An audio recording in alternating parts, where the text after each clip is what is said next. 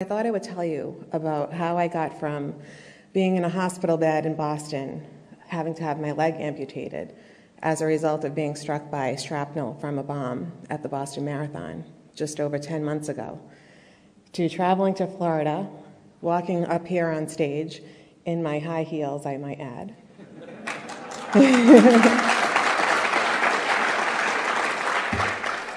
And standing before you today.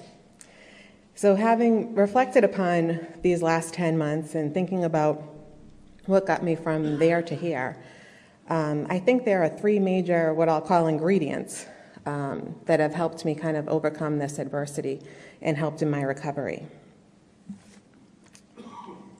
And I think these can be applied to your lives in a lot of aspects. Everyone has tragedies in their lives, whether they're on a small or a large scale like mine. The first one is resilience.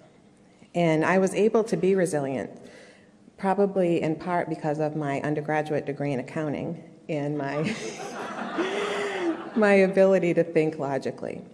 I certainly did the what ifs and why me's. What if I hadn't attended the Boston Marathon this year? What if I had been standing in a different spot in front of the restaurant? What if I had left a little bit earlier? And why did it happen to me? Why was it me and not somebody else? And I did that for a little while. And I shortly realized that I was at the marathon. It did happen to me. And there was nothing I could do about it. And once I accepted that and decided not to waste time wondering what if, I was able to move on and accept the next ingredient that helped me along the way. And that's the help and support of others. I have so many stories I could tell you about the help and support I received from so many people. 2 people tried to hurt me, and hundreds of thousands have helped. And it started really right from the beginning.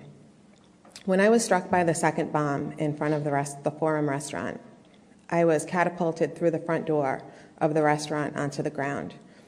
And when I came to, there was smoke around me, there was glass and blood, and people screaming, and people running out the back door of the restaurant to get away from the noise. And no one knew what was going to happen next, if there would be another bomb or what. And I realized that I couldn't walk. My foot felt as though it was on fire. And I knew I needed to get to where everybody else was going. So I started to call out for help. And as I was doing that, I was thinking, who's going to help me? People are literally running for their lives. And people stopped. A woman named Erin Chatham found me on the ground, and she was at the restaurant for a fundraiser with her husband, who was a former New England Patriots football player, Matt. They found me on the ground. They carried me out to the back of the building, really risking their own lives because it took us quite a while to get back there. And once we got there, my friends gathered around me. A doctor and nurse tied a tourniquet around my leg, who happened to be out there as well, and they got me to safety.